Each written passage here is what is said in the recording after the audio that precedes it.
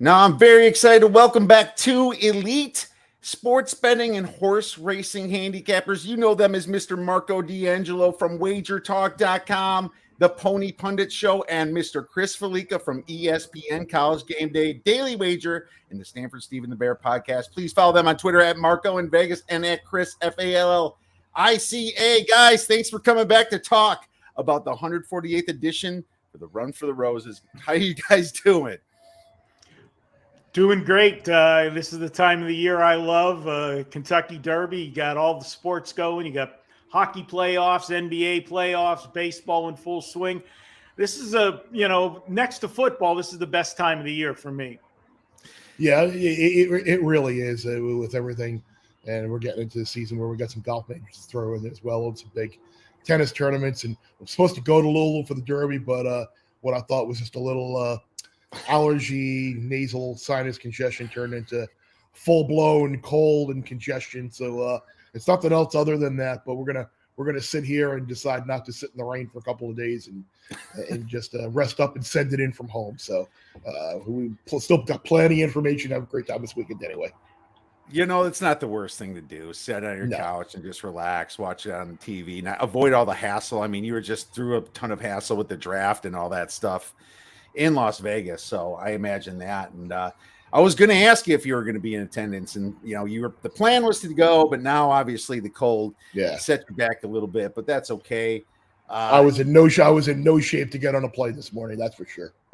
That's for sure. I'm sure the people around you. I was going to say, and everybody else around me will be very appreciative of that. Bring back the mask on the plane, guys. I probably would have had a full body suit on to keep others away from my germs, and I would have been sneezing and coughing around. Just tell them you're Bubble Boy or something. That would have worked out for you. But, anyways, it's Cinco de Mayo. So obviously, Chris a little bit down in the dumps, but it's Cinco de Mayo today. I was going to ask how you're celebrating it, but apparently Chris is a little bit down for the count. Marco, are you doing anything? After I get done with all the shows that I'm doing today for the Kentucky Derby, probably a nice dinner, maybe a couple hours of poker tonight, and just chill.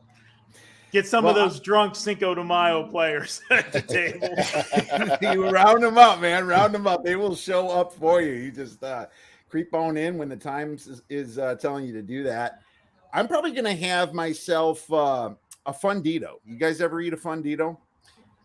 It's a chimichanga. It's a fried chimichanga smeared with cream cheese on top, and then cheddar on top of that. And it's got guacamole and obviously sour cream. It's absolutely loaded in one of the most delicious Mexican experiences that you can have. I might have that with a margarita. I highly recommend it. You haven't lived until you tried the fundito, Chris.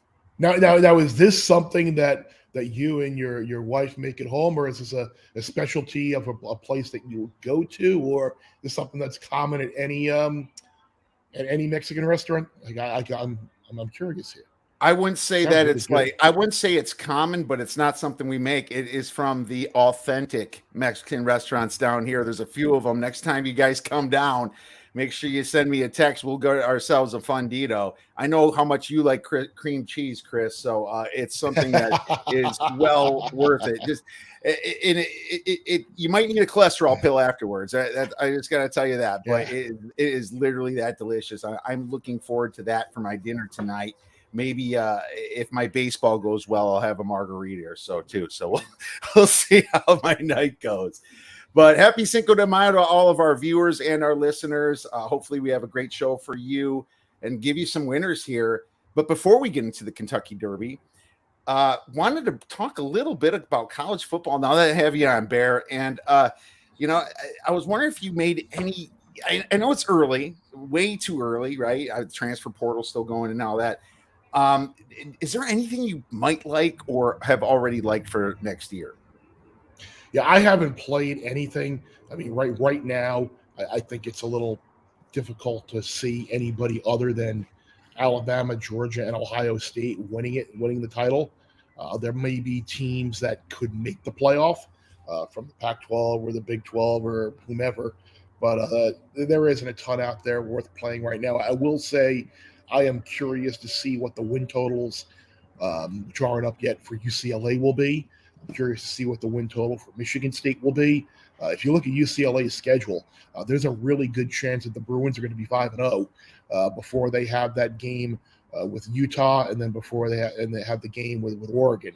So the UCLA could be poised to have a pretty big season, and I'm curious to see how Michigan State does after having a great season last year, winning probably 3 games that they had no business winning.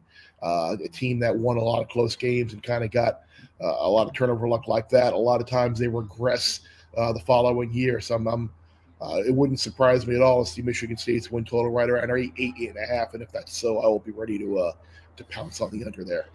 Yeah, I know that team had a lot of things going for them last year.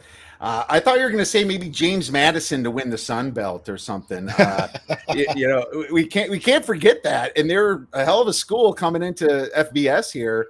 I bet you they're certainly not the least favorite one to win this thing. The Sun Belt going through some changes themselves, and I'm just really curious to see how this team does. I think it's a little exciting that James Madison's coming on up, Chris, and you're gonna have to talk about him now, aren't you? That's great. I got no problem talking about that team. Where they're a 2-time game day host, and they're not going to get the Bellarmine treatment from the Sun Belt, right? They're going to actually be eligible to play in the conference championship game if they do get there, right? They're not going to be like, oh no, you can't go to the tournament. Like I hope so. In basketball. I didn't hear that they weren't. That would be horrible. I mean, with how bad that conference been getting beat up lately too. I think that they would allow that. I would wonder also, just their season win total. Just their season win total would be something I'm going to be curious to see. Not that I'm going to know everything about them, but I'm going to dig in as deep as I can, just like I do pretty much every other team coming into the season. 131 teams there should be in FBS this year. But one bet that I did make, Chris, is something that it's not like I'm a fan of this team, but I am a Big Ten fan. I did take Ohio State at 6-1 plus 600 to win the national championship, Chris. And the reason I did this is because how often are you going to see an Ohio State team return this kind of talent, right? I mean, if you look at Bill Connelly's stuff, he had earlier Ohio State ranked 24th in returning production. That's just unheard of for like the Alabamas, the Georgias, Ohio State, the big name colleges. They get CJ Stroud back.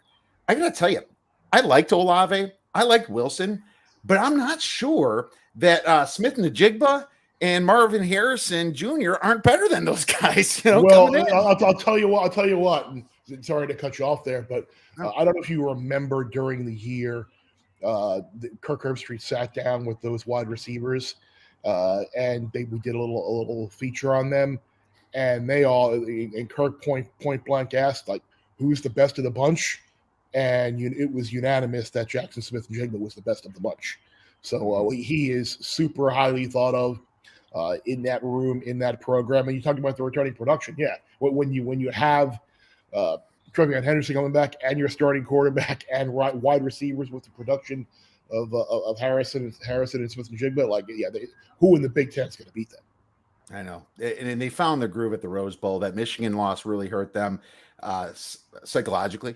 And I just kind of think that this could be their year. But you look at Georgia and Bama being at like plus 200, horrible odds, obviously, and plus 300. It's like they still have to play each other. Ohio State, they can afford to lose at Penn State, at Happy Valley, but they do get Michigan at home. They get Wisconsin at home, and they get Iowa at home. Really, the tougher, the ones you're maybe slightly concerned about from the West, Wisconsin and Iowa, they get them at home. And Notre Dame is their non-conference game.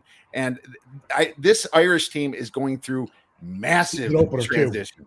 Yeah, massive transition. New coach, no returning production whatsoever. And it's in, like you said, in Columbus this year, the very first game. 14-point spread right now or something like that.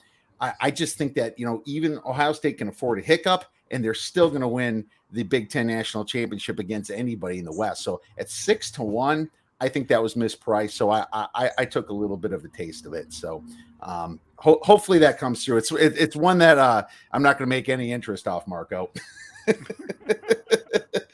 I have to wait for a while to see what happens on that one. But let's get into the NFL a little bit, Marco. And myself as a Bears fan, I really would love to know which quarterback's going to be starting for the Pittsburgh Steelers, Mitch Trubisky or Kenny Pickett.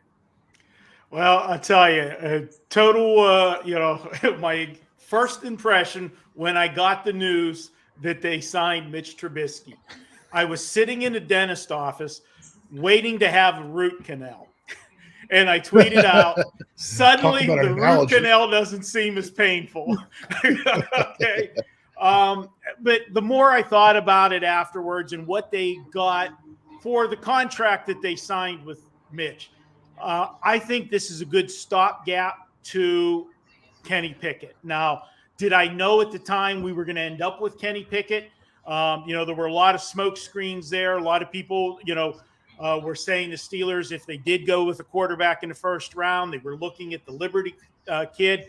And it just, didn't work out. We didn't think that Kenny Pickett would still be available at 20 on the board. And then once they signed Mitch, they said, a lot of people thought, well, knowing the Steelers and the way they've handled the draft, they weren't going to go first round with the quarterback. But lo and behold, they did.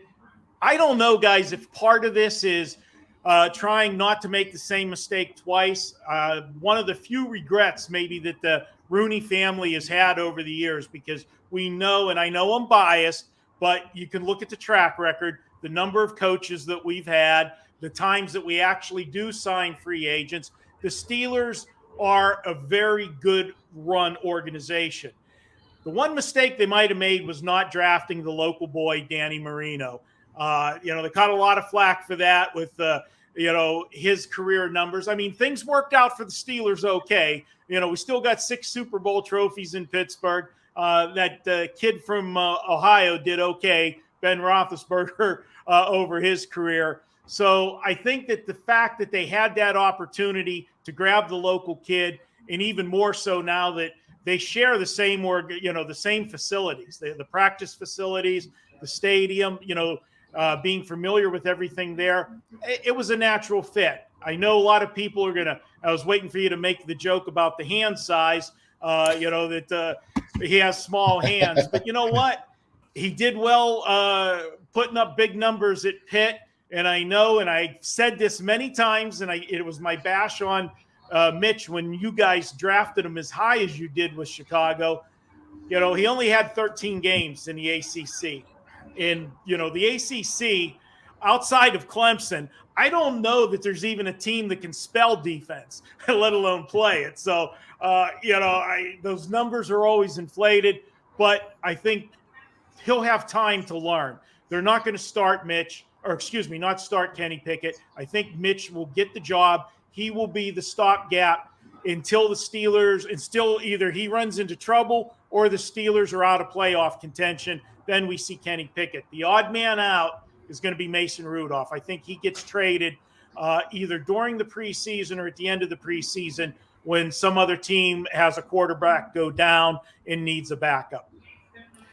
Yeah, I mean, Mason Rudolph, I don't know what people would give for him. I mean, I remember he was drafted. I was wrong about Rudolph. He was one of my sleeper quarterback guys. I thought he was going to turn out a lot better than he ended up turning out. But, Pickett's hand size has been ripped apart completely this offseason. He wears gloves. Yeah, he can palm a baseball, right? I mean, it's not that small, is it, Marco? I mean, maybe a women's softball. I don't know. But one thing I'll tell you about Mitch is we really don't know how bad he is, because that's how bad the Bears coaching staff was. The Bears coaching staff was terrible. They his first year, they should have let him run more often. And they did it, And then guess what? You've seen him torch the Bears' #1 defense in the preseason, and they were trying that game. Don't give me they weren't. They were trying. Mitch torched them with better coaching. Now Mitch has got some house money.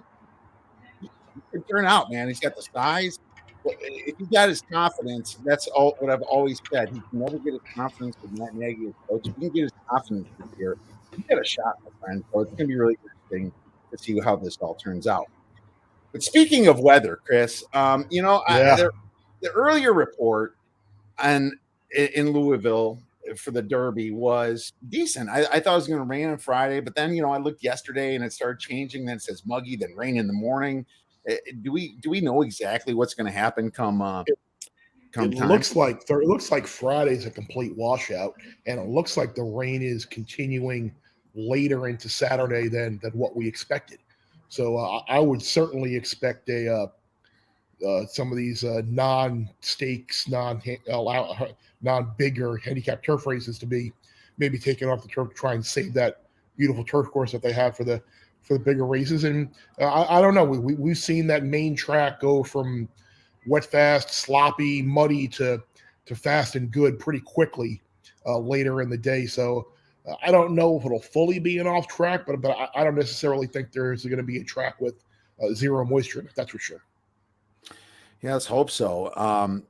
Let's hope it's decent. I mean, Marco, you kind of wish that they bring the races out here out west, my man. I mean, you can't get rid of the sun, it seems, this time of year. But it is what it is, and it's part of our handicap sometimes. And if it's really wet, one thing I didn't look into is mudders, horses that love the slop. And maybe that's something you guys can talk about a little bit. But it's definitely something that I'm kind of holding out for to see what I'm going to do with this Derby, because I haven't made any plays yet, and except for that one play that Marco gave out to us back in December, which was obviously going to give me some pretty good outs here. 33-1, Marco gave us on Epicenter, and I got to tell you, man, thank you for that, and I'm on it as well. Well, obviously I'm on it, and that's one of those ones that worked out well for us. And you're giving me a little bit too much credit. It was early January, not December, but we got it there. And so I'm going to be a little biased when we're talking about our horses for the show, because I'm definitely rooting for Epicenter. But there is one horse that concerns me in this race a lot, and when we break it down, I'll be curious to see what Chris thinks. And there's one horse that might have a little bit of traffic trouble, but if he gets a clean trip, I could be in trouble on Saturday. And that's what we want. Even if we made a good bet and got a good number, we want honesty, and we want to see how this is pretending we don't even have this ticket completely. So that is exactly what we're looking for here. Why don't you give us a quick refresher, Marco, on why this race itself is so important to have a decent sized card? Well, this is the part where when we talk about sports betting, usually when I'm on here, we're betting sports, and everybody is familiar with betting sports. When you bet sports, it's you against the house. Okay. You walk up to the window, you take the Steelers, -6 or +6, whatever the line is, and it's you against the man for that 110 to 100, that 10% vig. But when you're betting horses, you're not betting against the house. The house makes the same amount of money in every race. It's a percentage of what the total pool is. The rest of that pool is divided up among the winning bettors, the guys that have the winning tickets. So when you get a race like the Kentucky Derby, to put it in its proper perspective, it's basically the Super Bowl. It's an event. You get people that never bet all year long are going to bet the Kentucky Derby. What that does is it inflates the pool. You got oversized betting pools with a lot of dead money in there. And I'm not competing against the house. I'm competing against all those other guys. And not to sound egotistical, but I know more than the average guy betting the horses. And that is to our advantage, where you can get some really big balloon payouts. A few years ago, we made a major score in the Kentucky Derby. My favorite, and I didn't even have the winning horse on top. I had the horse that ran second, was my key horse that made my ticket. And that was Looking at Lee a few years back, ran second at a huge number. And we bet $390 in tickets in the Kentucky Derby, and we brought back over $9,000 with an $8,000 trifecta, $300 and some exacta. It was, balloon payouts for us. And I'm still kicking myself that I didn't play the Super that day, because the Super was over $100,000. But that's another story. If and ands were candy and nuts, you know how that goes. But this is why, as a bettor, a sports bettor, any type of guy looking for positive EV, the Kentucky Derby presents that. Now, come on, Marco. You don't think they're actually going to be people out there that might be New York Rangers fans or hockey fans or Edmonton Oilers fans that are just going to bet Messier because of that name now, do you? Absolutely not. And how many women are not going to bet Charge It? Because that's what they do best. That's my wife's favorite horse. They should have a course called Extra Battery, because that's what I'm doing on plane flights, is finding my extra battery for my wife. But now it makes total sense, and that's why having a decent sized ticket, it's almost exponential. You get a much bigger chunk of that pie. Great explanation there, and makes total sense. And add a little inflation to that too, baby. We might have to go with these horses. Our ticket might have to get a little bit sweeter this year. We'll see how far we can go. But let's talk about the strength of this field. Chris, what do you do when you compare this field to other Kentucky Derbies? Where do you put it? I don't think it has the upper echelon horses like a lot of previous derbies had. Like, I think Epicenter's a nice horse. I think Xander's a nice horse. I really don't think we know a whole lot about Taba just because he's only run twice. I think there are some that think he could potentially be the most talented horse in the fields. I think it's a good field, but I also do think there are probably 7 horses in this field that have no business being in the race and really watered it down. And I think that in turn helps narrow out. Like, I love hitting the all button for third, but I think there are like 7 horses here that you don't even need to include in the all button for try. So I mean, it's the Derby. People want to see their horses run, and that's fine. But I think that does work out a little bit to our advantage, because I do think the A horses per se are very few here. Makes sense. And Marco, you agree? Absolutely. And, I didn't see what the odds are on it, but there's usually will there be a Triple Crown winner out of this year's crop? And I think it's a resounding no. I don't think there's a superstar in this crop. I think they are very close, and I think a lot of it will depend on trip. And, horses get the right trip, they're going to win the race. And a horse that might be the better horse per se could run into traffic and not get there. And I would definitely bet the no on Triple Crown for this season. All right. Well, there you go. Right off the bat, a no to the Triple Crown. What's that, minus 500, minus 600 right now? Something probably like higher than that, usually. Probably higher. Yeah. Okay.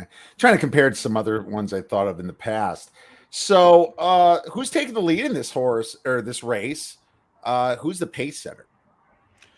There's several horses that could go to the front.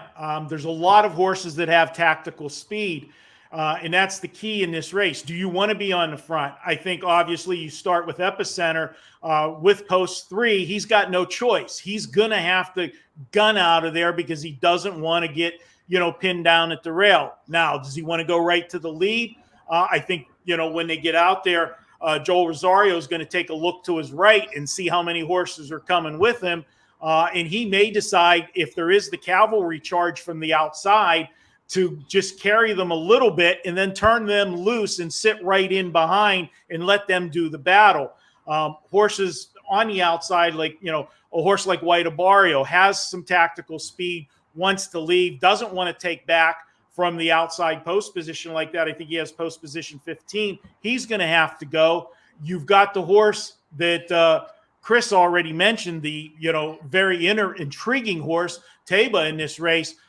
He's got speed, but he showed in the Santa Anita Derby that he could take off the pace. He broke out of the gate. He was the first one out of the gate, and then he let the 2 more experienced horses go ahead and do battle, and that worked out well for him because he came back in the stretch to pass them. It worked for him in that sense. He could do that again, but I expect there to be a cavalry charge, 4 or 5 horses going out of there trying to grab position.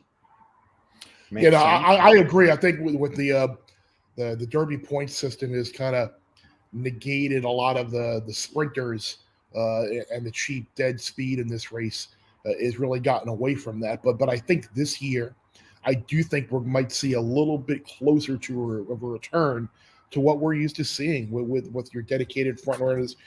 You mentioned Messier. I think both of those horses from the UAE Derby have some speed. Classic Causeway, Messier, who knows what Pioneer of Medina is going to do? Zozos. I think there are horses in this race that I think you need to make a decision where is the goal for their owner is just we have a horse running in the Kentucky Derby. We want to see it run, and we just don't want to see. Maybe we want to have the lead in the Derby, or is the goal to run these horses and just not finish last? That's ultimately that's what I think has happened a couple of times in the last couple of years, where there have been horses that they haven't been ridden the way that they should have been ridden, just because the owners just really wanted to see their horse go around the track. But I think this year, I think we are going to get a truer pace in the race, and that's good for people like me. Indeed, that I like handicapping a race. I like handicapping and betting on horses that potentially come from off the pace, and I think that gives me a much better chance this year of cashing a ticket. Oh, closers. All right. Well, there you go. Real quick, give everyone a background. Bob Baffert is obviously suspended here, but his backup, Mr. Tim Yaktine, has taken over a couple horses here. I believe one of them is Messier, and the other one is Taba. And I think we're calling them Yakfurt horses. Is that the word? Yeah, Bactine. I think that's really a question that you need to ask yourself. But one of the first questions you need to ask yourself when you're handicapping the race, and I don't know how Marco feels, like I'm treating those horses like they're still on the Baffert plan. I am treating them like Bob Baffert is the trainer, and that's how I'm going to attack the race, because I think if you don't, then you fall into a situation where maybe you're sitting there after the race being like, why didn't I bet Taba at 12-1 or 10-1 or whatever to win this race? Of course, Bob Baffert was calling shots. All right. Yeah, makes sense. I agree. Go ahead, Marco. I agree 100%. It is good. In if any other year, we know the history of Bob. What's he won? 5 of the last 6 or whatever. I mean, it's been the Bob Baffert show. Wouldn't it be the ultimate, FU from Bob if one of those two horses win this race, and he's still a factor when they don't want him to be a factor? And I'm really surprised that they let I know the owners shouldn't be penalized, but you said it, Chris. It's still Bob Baffert calling the shots. I don't care what anybody says. I don't care what Tim says. Bob's calling the shots on these horses. Their training schedule, everything else. The only thing he might not be calling the shots on, because it's Tim and it's his reputation, is whether or not some groom's going to have a patch on that's going to pass something through a horse or whatever on race day. How things always happen, but they're never Bob's fault. Never Bob's fault, And I know that there's a lot of people that don't want to see Bob win. Although I can't look at it like that. I like money. I like winning. I'm not even going to factor it in that these horses might be jerks. I'll be following the person the person that's got the bag of Jimson weed and the salon paws. That's wherever that person goes, that's where I'm going. There you go. Well, let's get into some of these favorite horses here. Let's start with Epicenter and Zandon. These horses are on the 3.5 to 1, 3 to 1 right now. I mean, these odds have been kind of moving around a little bit. Are these deserving top 2 favorites? We'll start with you, Marco. Absolutely. Epicenter's the one horse that's done everything asked of him, on the road to the Derby. I mean, he's won 4 of his last 5 races. The only race that he got beat by a head. And I don't think Rosario saw the horse coming. I mean, he was in an epic battle with Papa Cap down the stretch. Those two were dueling, and he put Papa Cap away. And how many times have you seen it in horse racing, Chris? You put away that horse you're battling with, and the horse sees nobody in front of him. He thinks the race is over, and, I don't want to say shuts the engines down, but, relaxes just a bit, and bam, out of the corner of your eye, you see this horse coming from the clouds, and you just can't get engaged, fast enough to hold him off. and that horse goes by you. And I think that's what happened to Epicenter in that race. If he comes into this race, winning all 5 of his last starts, then I think he's the clear-cut favorite. But there's 2 horses that are going to get the money. They're deserving of it. One thing to throw out there, and it's going to affect the win pool on race day. Our buddy Mattress Mac is going to be making a bet on the Derby, as he always does. He's got some kind of promotion at the furniture store. He always hedges his bet with the furniture store promotion. And he has said he's going to bet $3 million on the favorite. Well, the problem is we may not know who the favorite is, at what time he's going to make that bet. After he makes the bet, we know who the favorite's going to be for sure. But then he backtracked a little bit and said, if there's co-favorites, he's going to put $1.5 million on each. So what that does is, pretty much we know, talking this show, and I don't know who Chris's pick is, but I kind of told you who my 2 are when I said about traffic problems with the horse that concerns me, and that's Zandon. So the 2 horses that are going to be the favorites are going to get money and are going to get an influx of either $3 million or $500,000 million each. That's going to help the odds. If you like one of the other horses in this race, it's really going to sweeten your win bet if you want to take a shot with somebody else. $3 million is $3 million. We know this is going to be, a big handle, but you put $3 million into the handle, that's going to dent the win odds a little bit for sure. Yeah, and I do believe he's also said that he's going to bet Smile Happy. Obviously, he owned Run Happy, who's the sire of Smile Happy. So if you're expecting anything close to the 20-1 morning line on Smile Happy, just forget it, because you're not going to get it. He's got that horse is going to be bet down dramatically once he makes the bet there. Oh man, Smile Happy. Okay, so it looks like he's going to go with those horses, and if there's a co-favorite, maybe bet them both. You're right, that will go down a little bit. So the Epicenter and Zandon, according to you guys, are definitely favorites that are somewhat deserving or pretty deserving here. Yeah. I'm gonna play devil's advocate here and be the bad guy and be the villain and be the heel. Maybe rain a little bit on the Epicenter parade. I certainly would be very happy if he won for you two. But I wonder from post 3, the fact that Rosario is going to have to use him a little bit earlier in the race, how vulnerable that's going to leave him later in the race for a horse like Zandon or maybe Wadabario if he doesn't go all the way to the front from the outside. Or a horse like Cyberknife, I wonder what that does, and you don't want to completely knock the horse, but okay, he got away with an easy lead in the Risen Star and wired the field. It was a great Louisiana Derby that he ran. I don't know how good that field was. I don't know. I think the inside draw. I think the fact that he beat Zandon on his home track, and I think Zandon had plenty of excuses in that race. I don't know. You got Asmussen, obviously, who's 0 for 23 in the Derby. I don't know. We'll see. He can certainly win, and Steve certainly sounds like he's fairly confident for this race. But at the same time, I mean, it's a horse race, as you guys know, and a lot can certainly go wrong. So I'll play a little, and I what I did is I watched the replays of most of these horses, except for maybe the really bad ones. I Bluegrass. Watch that again, Arkansas Derby, Florida Derby. And if I'm going to be devil's advocate against Zandon to protect me and Marco's 33-1 integrity, I'm going to say that this horse stick up for your guy.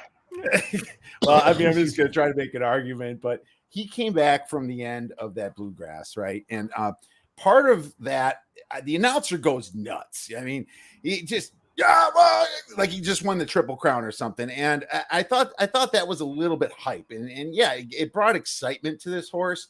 But I looked at the fractions on that race. They seemed a little slow to me. Now, maybe that could be a good thing if the fractions are slow because he's a closer. That means just do that much better if they're faster. But I don't know. I just thought that race was a little bit strange to me. And I just don't like him at 3-1 personally. Now, that doesn't mean I'm not going to end up on him anyway as a favorite. And I did love his speed there coming through. But I'm going to use him as a saver, probably at least. but I can't pick both of these guys, No, so that's the thing, Kiev. Like the Derby does not come back favorite over second choice. Like it's happened twice in like the last 45 years. So if you're betting Zandon over Epicenter, odds are it's not going to come that way. And we talked about just dead money in the pool. Like I personally think a Zandon Epicenter Exacta is dead money in the pool. So I agree. I think you have to look elsewhere, and I think you have to. I don't necessarily want to say throw one of those two out, but I do think you need to make a choice as to which one you like better and kind of work around that. Yeah, you possibly bunching them up too much is going to be awfully costly, especially if they did come in 1-2. It's like that can be a huge ticket for you anyway. But I do wonder if he's going to come from behind of a 19 or 20 horse field. That'd be a lot harder than the bluegrass. Coming from behind, was it 8 or 9 horse field, Marco? 10, something like that. So that makes me scratch my head a little bit. Is he going to be way in the back? Well, his problem, he's his own worst enemy. He doesn't break out of the gate well at all. You look at his starts, this horse he had 7 posts, he got away 10th, had 7th post, got away 7th, had the 2 posts, got away 6th. That's been his nemesis. Now, to go back to what you said about the slow fractions, time-wise in the bluegrass, that actually makes his come from behind effort that much more impressive. Because the slower the first half, the tougher it is for a stone cold closer. And he came from way back in that race. He was actually 11th at one point in that race and swooped the field. Now, the one key, and I'll admit, when it comes to jockeys, I probably have a little bit of a man crush on Flavien Prat. I bet a lot of West Coast, horse racing, and he has owned the West Coast for the last several years. Flavien Prat, Santa Anita, the Del Mar, we know how much I love the Del Mar circuit during this, the summertime. And he's picked up the mount on Zandon for the bluegrass. And he rode him patiently. He never panicked when he was sitting 11th. He got the horse in position. Now, granted, he swooped the field. And the thing that I liked is once he got the lead, he opened up by, 2.5 right away, and he was under wraps to the wire. Okay. This horse had a ton more left in the tank off of those slow fractions. This is the 3rd start in the form cycle off the layoff. Being a horse guy, I own horses. My trainer will tell me all the time, when we come back, I raced a horse today at my home track, the Meadows. It was the horse's first start in 5 months. I was ecstatic. We finished 3rd in the race. First time, off the bench. Second start, you're better. We saw that in the last start with Zandon. But the 3rd start is always the best in the form cycle because as much as you train them in the morning, it's not race speed. It's not what they go through in the races. And when you get those 2 starts under you, you got that foundation, your trainer's going to come back and tell you the horse is sound. It's ready to go. If they need to push the accelerator earlier in the race, this horse is ready for it. And I think that Flavien Prat is going to try to get this horse out of the gate better. Is he going to be in the top flight? Hell no. But I don't see him being in the last 5 in this field. I think he'll be more mid-pack, somewhere right between 10th and 14th. And if he's that close and he gets a clean trip, I think this is his race to lose. As much as I want to see Epicenter, Zandon scares the hell out of me. Man, so you're talking me into using Epicenter as my fail-safe. Is it fair to say Zandon's both your favorites? Yeah, I think I like Zandon more than I do Epicenter in this race, okay, given how I see the pace of the race and the post position is going to be. Okay, excellent. So let's talk a little bit about Taba then. And this horse had only 2 races, the Yakford horse, right? And not a ton of experience, but I look back, 1883 was the last time that a horse with only 2 races before the Kentucky Derby won this thing. How much should we look into that, Chris? Is that a valid trend? No, I think, racing is so different now compared to what it was. Justify only had 3 starts. So like I think a lot of those old historical markers are just kind of footnotes of history. But I do think that there are plenty of things to look into when it comes to Taba. Like notably is why only one work since the Santa Anita Derby? Why did he wind up on the vet list after that race? Those are the types of things that concern me. Why did he work with blinkers all of a sudden at Churchill Downs and was a terrible work? Those are the things that really are curious to me. I have a kind of a defensive usage opinion of Taba. Like I don't like the horse. I don't think he's going to be around at the end, but at the same time, I admit that I could be very wrong. I think it's an either or with Taba. Either this horse is like the real deal, legit, all of the worries about the workouts and being unsound or unfounded, and he rolls, or it's going to be like, ooh, he finished 14th. So I don't think it's kind of like a middling ground. Oh, we ran an okay race. I think he is the real deal, or I think he's completely up the track. And if you want to see an uproar on Saturday evening in the racing world, put this horse in the winner's circle, and I'm sure you'll get some interesting reactions. Can we please get a camera on Baffert's face after Taba wins this thing, right? Oh my God, that would be just be a giant middle finger in that picture too, probably. Sure would. Oh my God, that would be just extraordinary and terrible, but just it's almost like one of those things you just have to watch, right? My God, 103 buyers, 102 buyers. He looked great in the Santa Anita Derby. Now, of course, there's only 5 horses in the Santa Anita Derby. Wide open, pretty much track. But Messier's the other one, and he took second. And a lot of people said Messier kind of took off or was held back a little bit, at the end of that race. Like, we're in the Derby, kind of last stretch, just hold him back. I still think he was beat by Taba, but that's why there's a little bit of hype for Messier. But one thing I will say is Taba's not 12-1. Taba's going off right now about 7-8-1, isn't it, Marco? Well, it was impressive, the Santa Anita Derby. There's no question when you watch the race physically, and it was the horse's second lifetime start. You generally don't, jump into a stake race in your second lifetime start, especially a race like the Santa Anita Derby. Now, granted, it was a small field, and there really was only 3 horses in that race. But the way he handled himself, he left, then was able to be pulled off. Mike Smith gave him a great ride, pulled him off, and let the other 2 horses do the heavy lifting. The favorite cut the mile. Messier sat right on his flank, and then Messier went right by him. Now, when they turned for home, here comes Taba, and Taba put in a gallant effort going right by Messier. And as you pointed out, and I talked about this on the show, I Do Pony Pundits, if you want to play conspiracy theory, going into Santa Anita Derby, not knowing how the other races played out that day, the stake races for, Derby points and such, they went into that race. Basically, the only way Taba was going to make the Derby was with a win. And, Messier finishes second is good. He's already going to be in the Derby. So was there a little bit of conspiracy theory there? That doesn't happen in racing, Marco. Come on. Okay. They're it's both all on the up and up. The best horse win.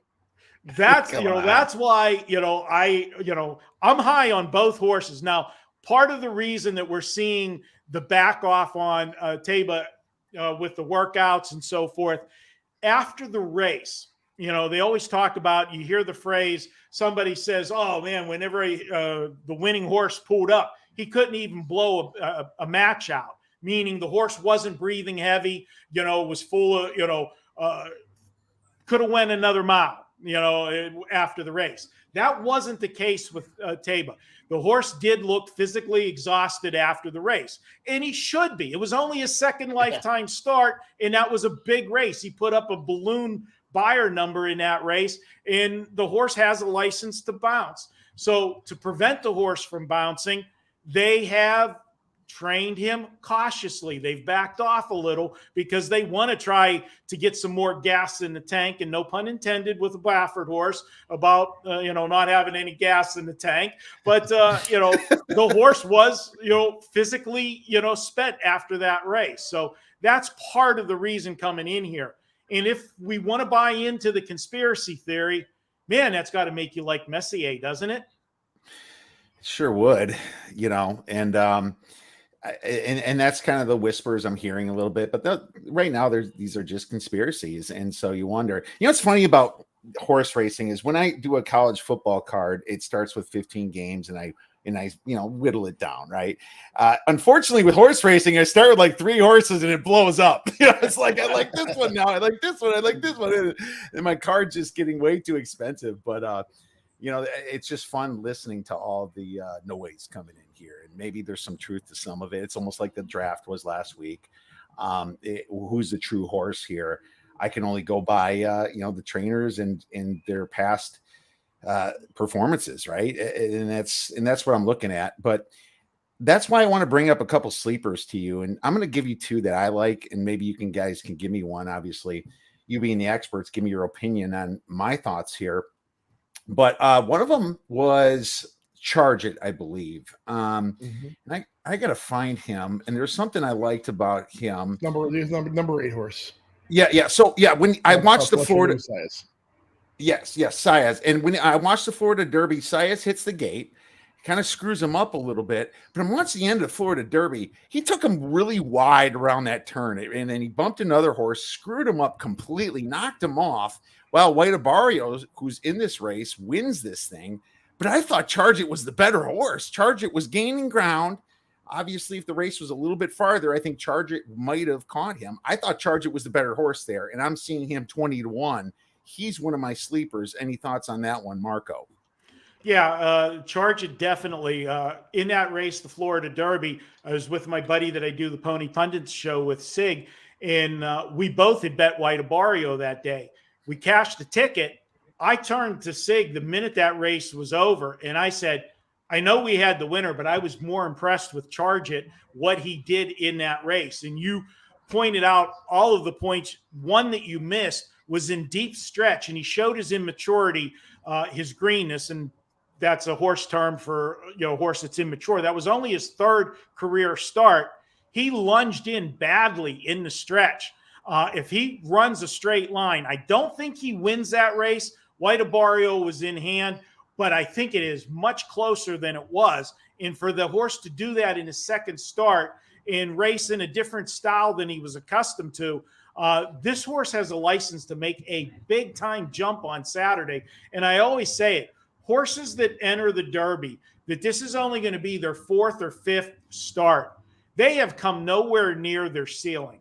And that's when, in kids, you talk about growth spurts.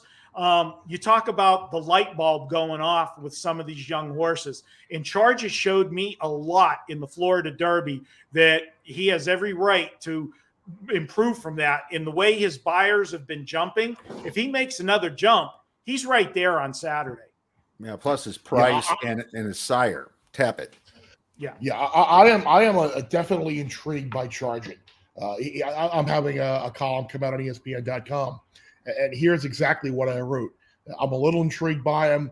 Well, Saez Send, was the off-the-pace trip as a result of the bad start in the Florida Derby, or is a little bit more of an educational experience for a potential run here in the Derby? He's got every right to improve in his 2nd start against winners, and also has every right to be simply a pace factor. He should stay the 1.25 miles. He's 20-1 or longer. It should not be double the price of White Barrio, and I'm going to use him just in case Saez does the right thing and sits right up to speed. So yes, I think he is a price horse that definitely warrants a look. All right, well, look at that. Glad I sniffed that one out. The other one I had as my sleeper, Cyberknife, and I believe he won. Now you're talking my language there, bud. All right. So I think, and I did this all last night. So I didn't know what you guys were thinking, and I purposely didn't go into your shows yet, so we can kind of come in this with an open mind. But what I liked about Cyberknife is that his buyers kind of keeps coming up, just as Marco said. It keeps growing a little bit, and I like what he did in the Arkansas Derby. I thought he was a powerful horse, and Cox is a fantastic trainer, and it's just like at his price, I think this was also 20-1, Chris. That's my other sleeper. What are your thoughts? I like Cyberknife, and I think there are a lot of people who want to knock this horse just because of it's taken him a while to come along. But I had him in the Arkansas Derby. I'm going to have him again here. I think since the blinkers came off in that first try against Winter in the Lecomte, where, by the way, he was 5-1 against Epicenter, so he was pretty highly thought of in that race. I think people maybe are making the argument that his buyers are a little light, which could be very much true, but it also could mean that the horse hasn't reached the bottom yet, and there's more to him than what we've seen. I don't think the distance is going to be a question. I think it's just a question of whether he's good enough or not. I think the type of trip that he's going to get from post 16, which would be from off the pace, I think it's the type of trip that will be the winning type trip in this race. And I like him a whole lot. Like I think he or Zandon will ultimately be one of the horses that wins this race. Because I think if you look at and people always want, well, he ran this, he ran that. And I just kind of go through line by line in the past performances. The fact that he started out at Churchill Downs and ran 2 good maiden races at Churchill. He won his debut and got taken down, and then was daylight clear for second in his second start. Went to Fairgrounds, won. Then you throw him in his first start against Winners is in the Graded Stakes race.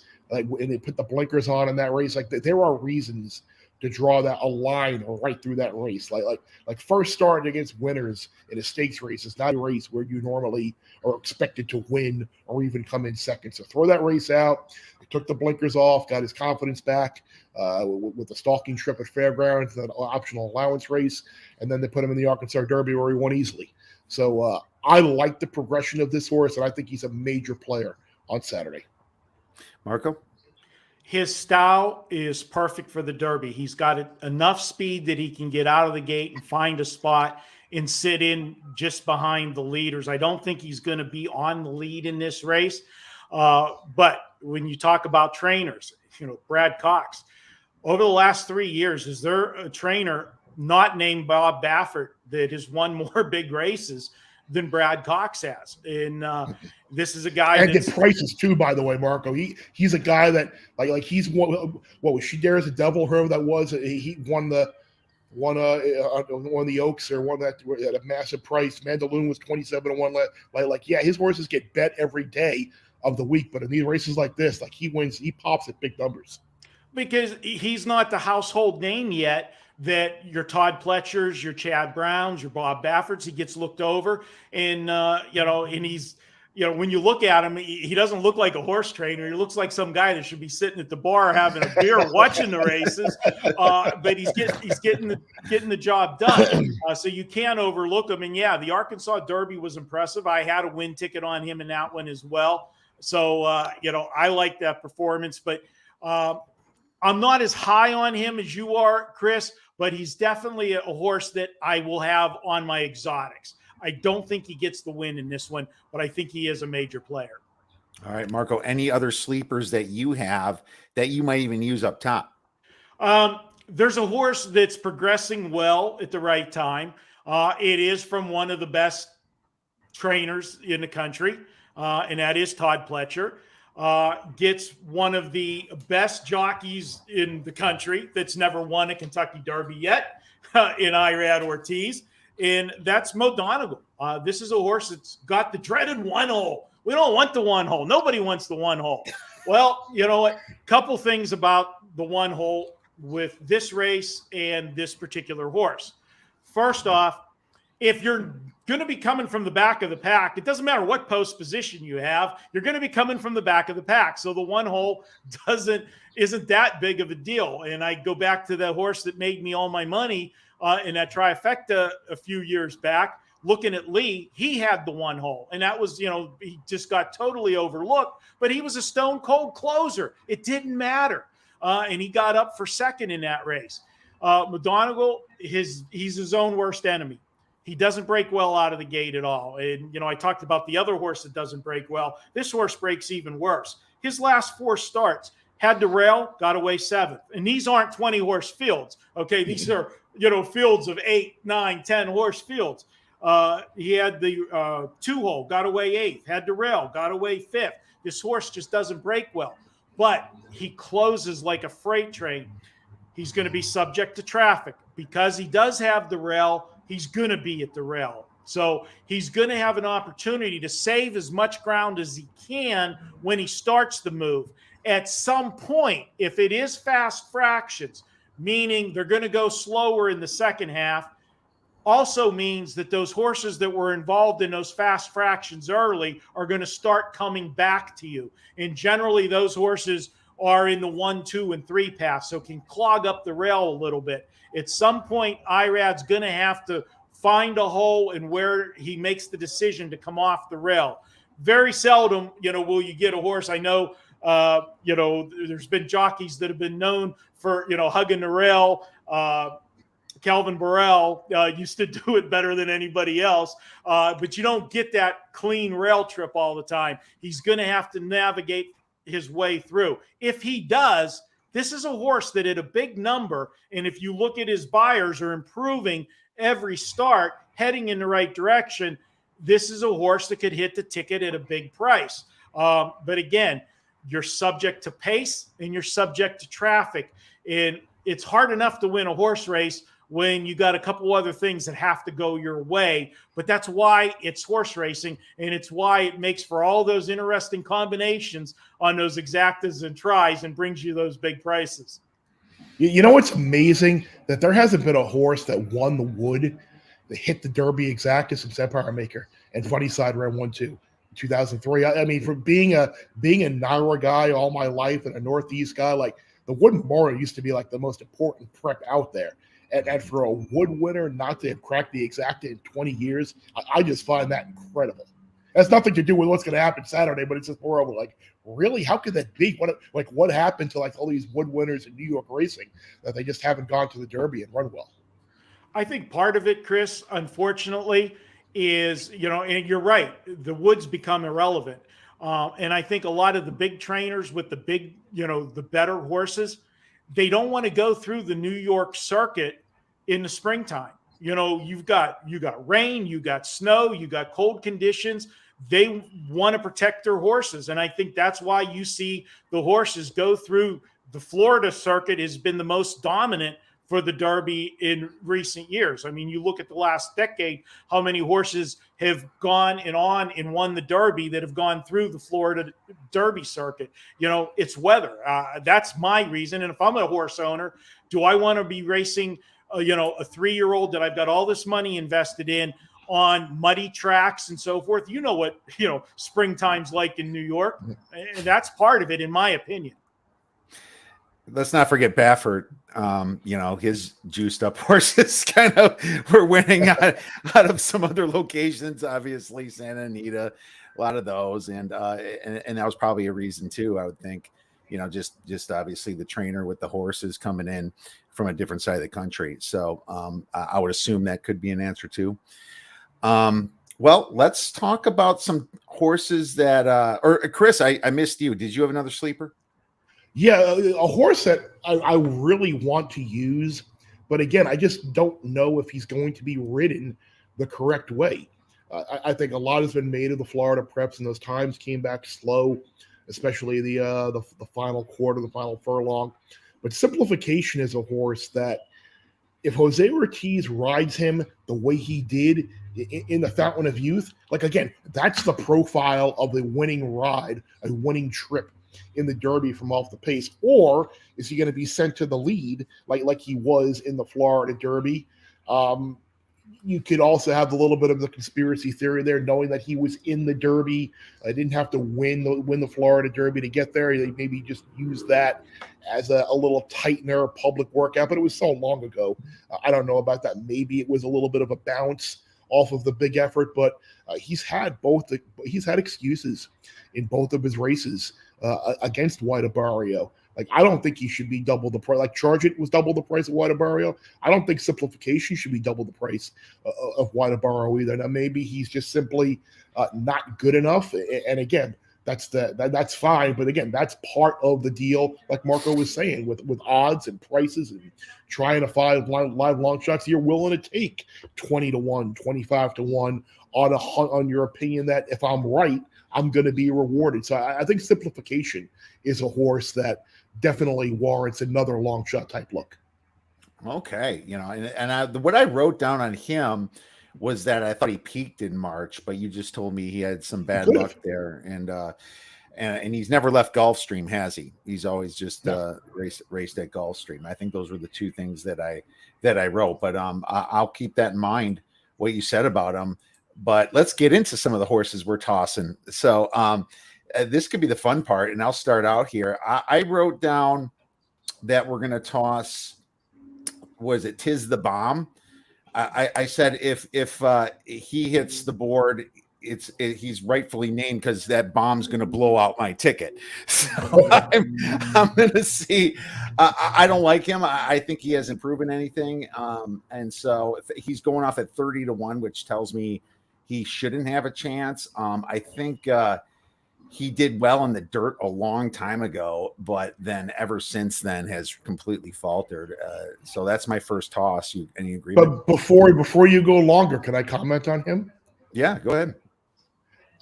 I don't think he's a throwout. I think you can make a long shot angle for him. Now, again, he's going to be a monster long shot. He did break maiden at Ellis Park on the dirt. He has the look of a synthetic / turf specialist. His best races have come on the synthetics and on the turf. But at the same time, he was 9-2 at Gulfstream against Wadabario, Simplification, and Mo Donegal on the Holy Bull off of a 3-month layoff. Like, maybe he either A, needed that race, or B, didn't like Gulfstream. And if you're willing to maybe just overlook that and say, hey, he was thought of. Maybe Gulfstream's a weird surface on a lot of graded stakes races days. Like, you throw that out and you put a couple of bucks across the board, and who knows? Now, look, do I think he's going to win? No, but I don't think the chance is zero that he can't win this race. I think if you're willing to overlook that Gulfstream race and maybe take a leap of faith that he goes from synthetic to the dirt, that he could at least clunk up and be part of the trifecta or superfecta figure. Okay, well, not one of Chris's throwouts. Marco, who do you have to throw out? Well, I'm not throwing Tiz the Bomb out either. If they go fast fractions, he's one of those horses that'll be closing. The horse that you could pitch, and this is one of those ones that's just feel good for having a horse in the Derby. Happy Jack. I have no idea why this horse is in this race. Okay, this horse is just to fill a gate spot. I would have rather seen one of the two also eligibles in over this horse, would have been more deserving. But Happy Jack, if I hit an all button, it'll be an all button -1. Happy Jack will be excluded from the all. Oh yeah, Happy Jack will be going off at 99-1. I think I wrote that should have been 99-1 on the morning line. I don't know who made this year's morning line. I don't know I've never seen a morning line the way they're all grouped. It's like, you know what? We're going to give you two favorites. We're going to give you like 4 or 5 in the middle, and then everybody else is 30-1. It's ridiculous. I know. It's like they set the morning line like well, we don't want to hurt the owner's feelings on saying that their horse has had no chances at all. Like how is Summer is tomorrow 30-1 on the morning line? Like he's got no shot. He's going to go to the front from the UAE Derby and be done. Like, he's got no chance at 30-1. Come on. He might cross the finish line by Summer. Here's your participation odds is what they're giving these owners. Don't want to beat them down too bad. That makes sense to me a little bit. I wrote down I'll be happy to toss him off of my card for Happy Jack. Why don't you give us a throw out, Chris? I'm definitely going to throw out Summer is tomorrow for sure. And I'm going to throw out might be a little bit of a I'll give you an easy throw. Ethereal Road, the 20 horse. But like, good luck if you're betting this horse. I mean, he's clunked up He's got no speed. Dwayne's in the field, fine. Dwayne wants to be in the Derby, fine. But this horse has got no shot. And another one that if it wasn't Dwayne Lucas, Luis Contreras is going to have a horse factor into the Derby for post 20. Come on, give me a break. I wrote down finished 7th and 4th in his last 2 races. This horse had never a Buyers even faster than 84. I feel like I'm falling asleep just talking about him. So, Marco, any other toss outs? Yeah, I agree with him. Throw one other thing out there that you didn't say on the horse. He had to race on back-to-back weeks to get into the Derby, to get the points. Him and Tawny Port both had to do that, which you have 2 horses that are racing 3 races in 5 weeks. We never do that other than the Triple Crown. You don't race a horse of this caliber 3 times in 5 weeks, and that's what they're doing here. Yes, definitely pitch him. Another horse that's a little bit intriguing. Do you want to pitch him completely? And it's the Classic Causeway. I know some people like him, but I don't think this horse, he races one way. He's going to go to the front, and I just don't think he can carry the speed. There's too much speed in this race. I don't like Classic Causeway. I don't either. I don't either. Like, and you got like Peru, a jockey who had 0 success in the Kentucky Derby as well. This horse never got past the 90 Buyers speed figure, took 11th in his last race. And I think, the only cause is to toss him off your card is whatever on this one. Yeah. Another throw out, I think, is Pioneer Medina. It's always dangerous to throw Todd Pletcher out. But at the same time, like, you look at this horse's running style.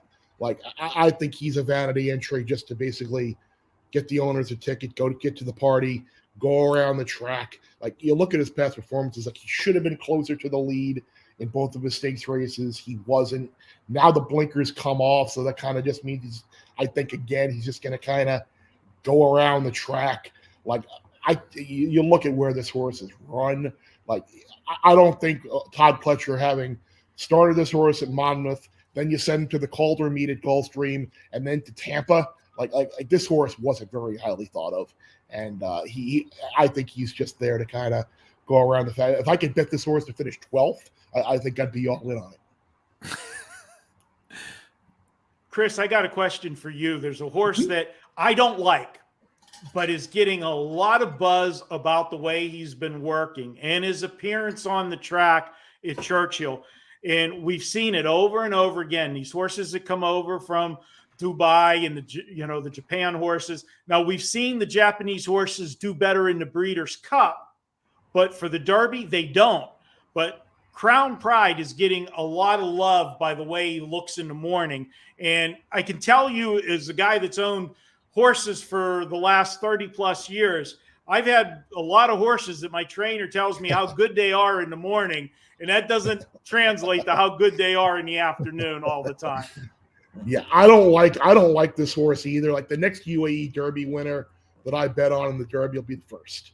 But like, he's another horse that I don't think you're going to get close to the morning line just because of the buzz and the bullet works there and how he looks. But what about this horse's breeding that says like dirt? Like I don't think any of it says dirt. I mean, I can't buy into the racing there. Like, if this horse wants to be Mendelssohn, that's fine. That's great.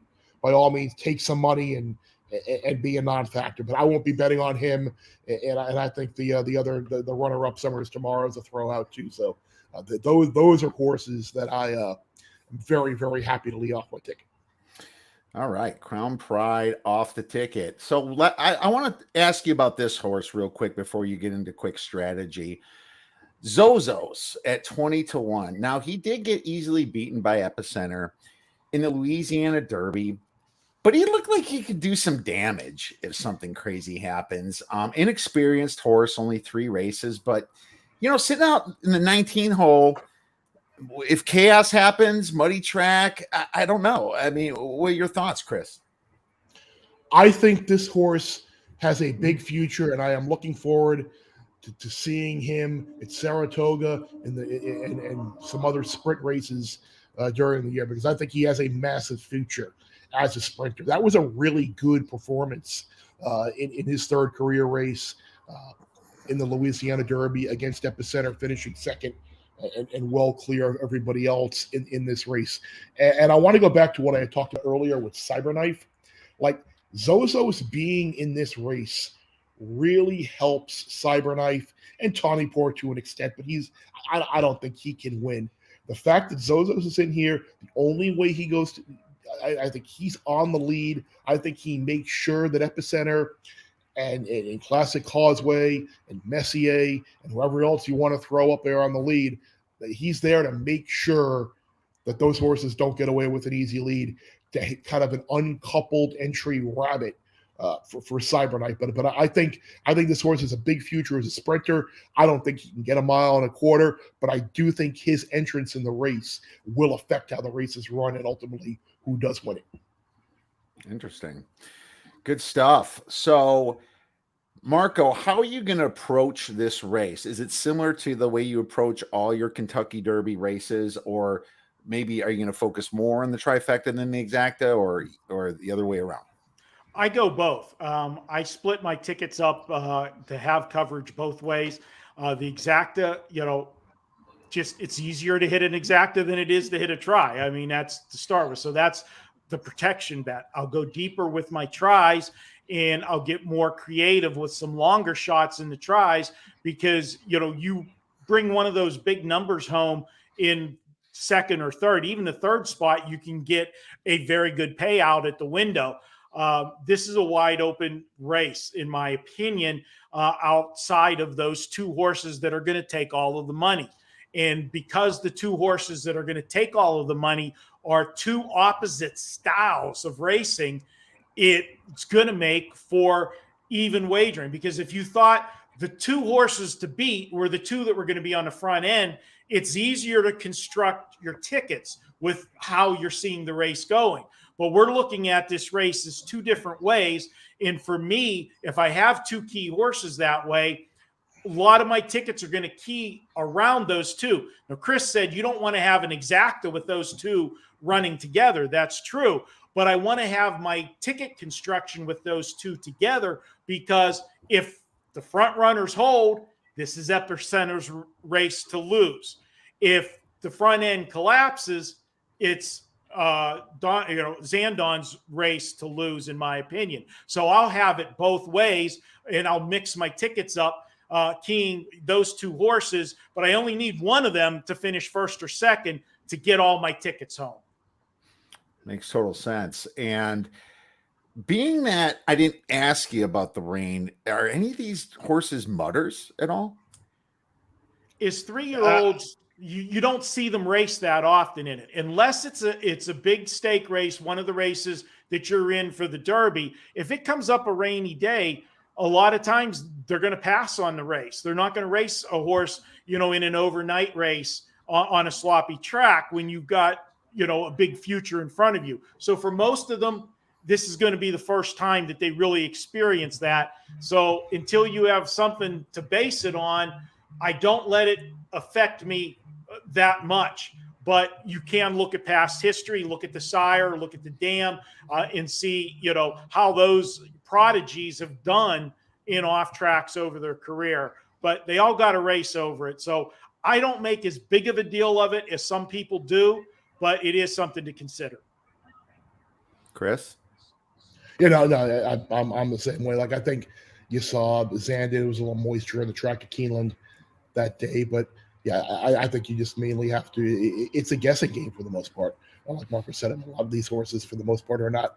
If they're highly thought of, their trainers are not looking to run them and risk potential injury on a non-fast going. So I think it's guesswork, and you just kind of have to interpret the sires and dams off track ratings. Plus, some of the bigger prep races were dry, right, this year. I mean, sometimes they weren't, and then we have a little bit more information on what can happen. So that's definitely part of it. And Chris, are you constructing your ticket similar to what Marco said? Yeah, but the way I'm constructing, and one of my best handicapping lessons or bits of advice was, what was Big Brown, 2008 or 2009? I forget what. It was one of those 2 years. A buddy of mine who is a really sharp good handicapper, was dead against Big Brown that day. And he said, I don't know who's going to win, and I'm not going to guess who is going to win, but I will tell you this, Dennis of Cork is going to hit the board. And he made 3 bets that day. He bet 3 tries. Dennis of Cork, all Dennis of Cork, all Dennis of Cork, all. And of course, he got the Tara win the race at whatever 30-1, huge price in the middle, and then Dennis of Cork ran 3rd at a big number, and it came back massive. So, and that's kind of how I feel here.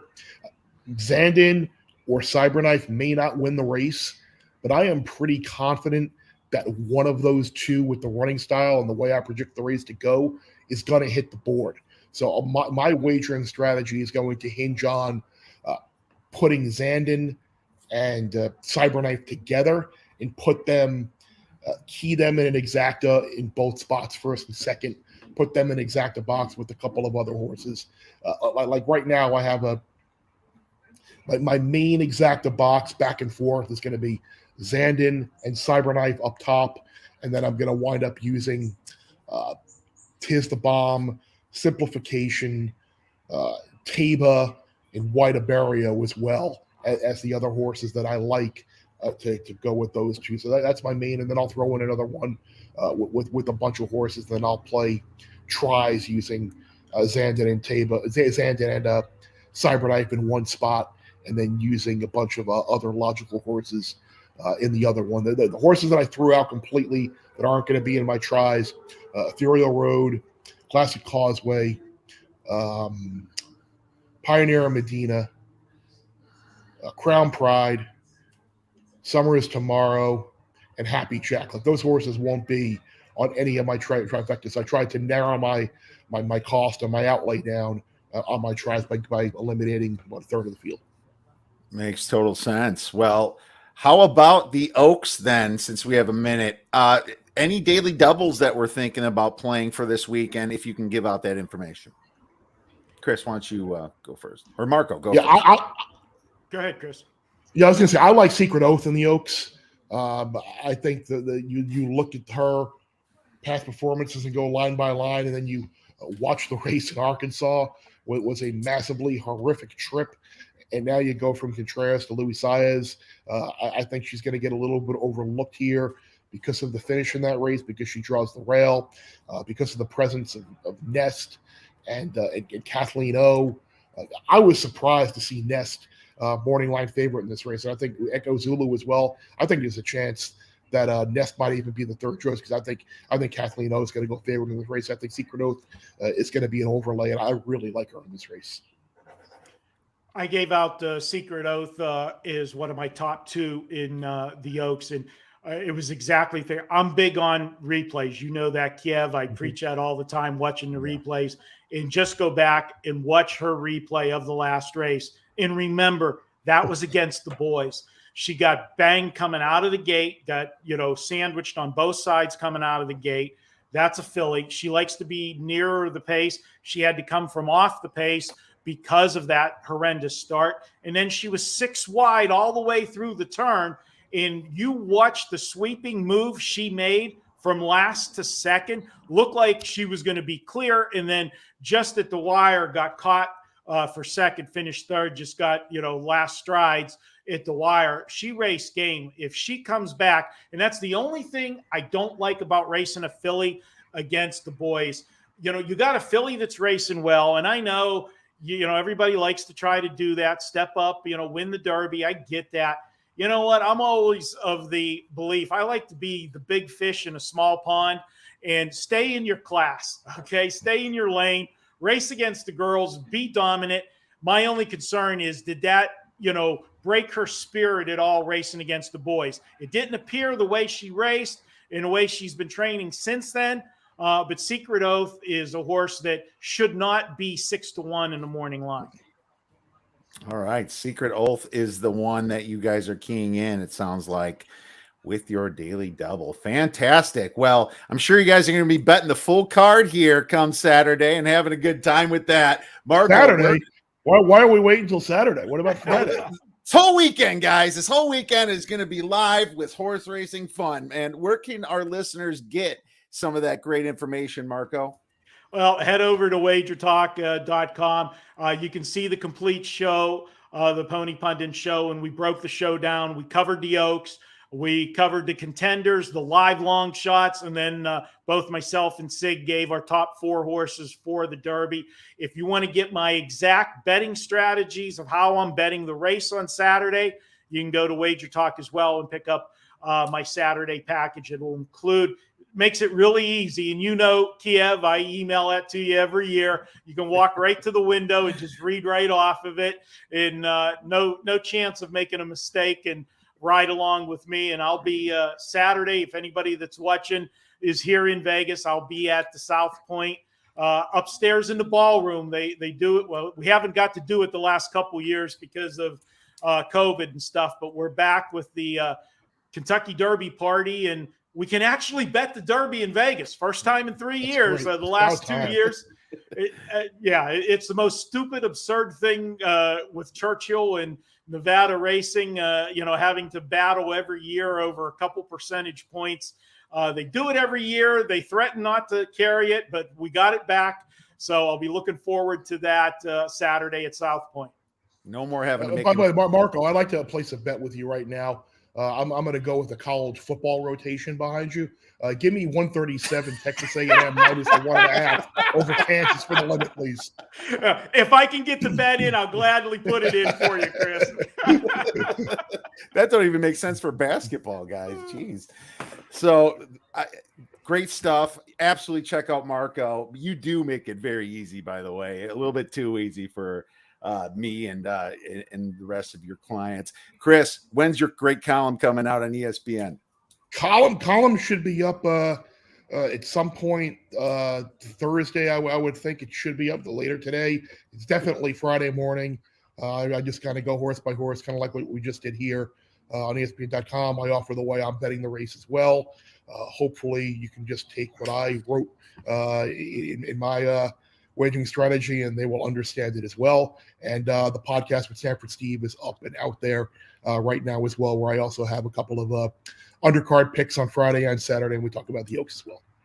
Awesome. Great stuff. Make sure you guys check out Chris and Mark. Thank you so much, guys, for making the time coming on the Odds Breakers. Always a blast talking to you. I have to cut it off at some time. We can keep ripping on these horses forever and having a lot of fun with it. And just want to say how much I appreciate you guys.